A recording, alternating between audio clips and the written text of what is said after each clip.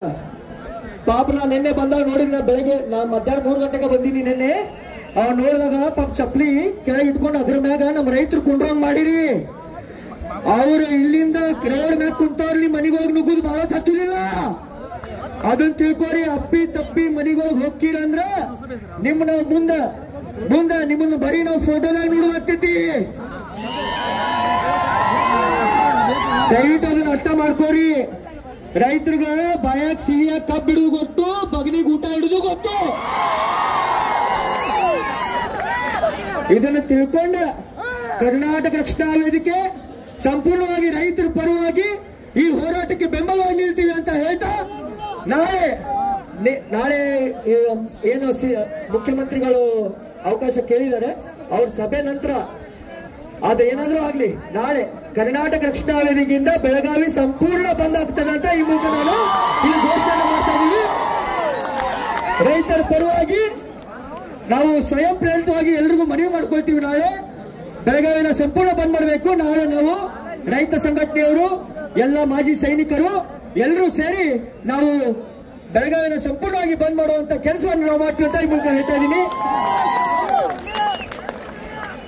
ಇನ್ನು ಕೆಟ್ಟ ಕೆಟ್ಟ ಪದಗಳು ಬರ್ತಾವ, ನಾವು ಮಾತಾಡೋದಿಲ್ಲ, ಯಾಕಂದ್ರೆ ಬಹಳ ತಪ್ಪಾಗ್ತೈತಿ. ಇನ್ನು ಒಂದು ಮಾತು ಹೇಳ್ತೀನಿ ನಿಮ್ಗೆ, ಇಲ್ಲಿ ಯಾರ್ಯಾರು ನಾಯಕರು ಬಂದಿಲ್ಲ ಅಂತ ನನಗೂ ವಿಷಯ ಗೊತ್ತಾಯ್ತು. ಅದು ಬಹಳ ಬೇಜಾರಾಗೈತಿ.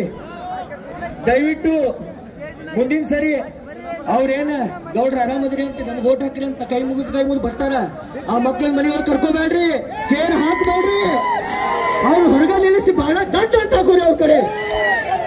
ಆಮ್ಯಾಗ ಯಾರಿಗ ಓಟ್ ಹಾಕ್ಬೇಕ, ಎಲೆಕ್ಷನ್ ಮಾತ್ರ ಬಹಿಷ್ಕಾರ ಮಾಡಕ್ ಹೋಗ್ಬೇಡ್ರಿ. ಓಟ್ ಹಾಕ್ಬೇಕು, ಒಬ್ಬ ರೈತ ನಿಲ್ಲಿಸ್ಬೇಕು, ಒಬ್ಬ ರೈತನ MLA ಮಾಡಬೇಕು. ಈ ಮಾತು ಹೇಳ್ತೇನೆ ಕೇಳಿ. ಪುಟ್ಟಣ್ಣಯ್ಯ ಅವರು ಬಂದಿದ್ರು ಆಗಲೇ ಬಂದಾರ ಅಂತ ಹೇಳಿದ್ರಲ್ಲ, ಅಲ್ಲಿ ಮಂಡ್ಯ ಒಳಗೆ 20 ವರ್ಷ ಆತ ಅವರ MLA. ಒಬ್ಬ ರೈತ ನಾಯಕ, ಅವ್ರು ಯಾವ್ದ ಪಕ್ಷ ಅಲ್ಲ, ಅರ್ಥ ಮಾಡ್ಕೊಡಿ. ಹಂಗ ಇಲ್ಲಿಂದಲೂ ಗುರ್ಲಾಪುರ್ ಏನಿದೆ ಯಾವ ಕ್ಷೇತ್ರ ಐತ್ರಲ್ಲ, ಇಲ್ಲಿಂದಲೂ MLA ರೈತನ ಆಗ್ಬೇಕ. ಅಷ್ಟ್ ಹೇಳ್ತಾ ನಮ್ಮ ಕರ್ನಾಟಕ ರಕ್ಷಣಾ ವೇದಿಕೆ ಸಂಪೂರ್ಣ ಬೆಂಬಲ ಐತಿ. ಈಗ ನಮ್ಮ ಶಿವಾನಂದ ಅಣ್ಣವ್ರು ಬಂದರು, ಅವ್ರ ಬಗ್ಗೆ ಹೇಳ್ತಾನೆ, ಅವ್ರಿಗೇನು ಇಲ್ಲಿ ಬರ್ಬೇಕಾದ ಅವಶ್ಯಕತೆ ಇರಲಿಲ್ಲ. ಅವ್ರ ರೈತರ ಬಗ್ಗೆ ಅಪಾರ ಕಾಳಜಿ, ಅಪಾರ ಪ್ರೀತಿ, ಸೈನಿಕರ ಬಗ್ಗೆ ಅಪಾರ ಕಾಳಜಿ, ಅಪಾರ ಪ್ರೀತಿ ಹೊಂದಿದ್ದಾರೆ. ಕೋಟ್ಯಾಧೀಶರು ಕೋಟ್ಯಾಂತರ ರೂಪಾಯಿ ಅವ್ರಿಗೆ ವ್ಯವಹಾರ ಇದೆ. ಆದ್ರೆ ರೈತರು ಇಲ್ಲಿ ರಸ್ತೆ ಮೇಲೆ ಕುತ್ಕೊಂಡಿದ್ದಾರೆ. ಅವ್ರು ನಿನ್ನೆ ನಾನು ವಿಡಿಯೋ ನೋಡಿ, ಇಲ್ಲ ಅಪ್ಪಿ ನಾವು ಹೋಗೋಣ, ರೈತರ ಸಮಸ್ಯೆ ಏನಂತ ನಾವು ನಿಲ್ಲೋಣ ಅಂತ. ಅವ್ರು ಇಡೀ ದೇಶದಲ್ಲಿ ಎಲ್ಲರೂ ಸುಖವಾಗಿ ಬಾಳ್ಬೇಕು ಅಂತ ಅವ್ರು ಇಡೀ ದೇಶ ಬದಲಾವಣೆ ಮಾಡೋದು ನಮ್ಮ ಕೈಲಾದಷ್ಟು ಅಂತ ಅವ್ರು ಇವತ್ತು ನಿಂತ್ಕೊಂಡಿದ್ದಾರೆ. ಅವ್ರು ಸಂಪೂರ್ಣ ನಾವು ಬೆಂಬಲ ಕೊಡ್ತಾ, ಏನು ನಾಳೆ ಊಟದ ವ್ಯವಸ್ಥೆ ಅಂತ ಸಾಹೇಬರು ಹೇಳಿದ್ರ, ನಾಳೆ ಅಷ್ಟ ಅಲ್ಲ, ನಾಳಿಂತ್ರ ಎಲ್ಲಿ ಮಠ ಹೋರಾಟ ಮುಂದುವರಿತತ್ವ ಅಲ್ಲಿ ಮಠ ಅಂಡಾನ ಊಟದ ವ್ಯವಸ್ಥೆ ಮಾಡ್ತಾರ.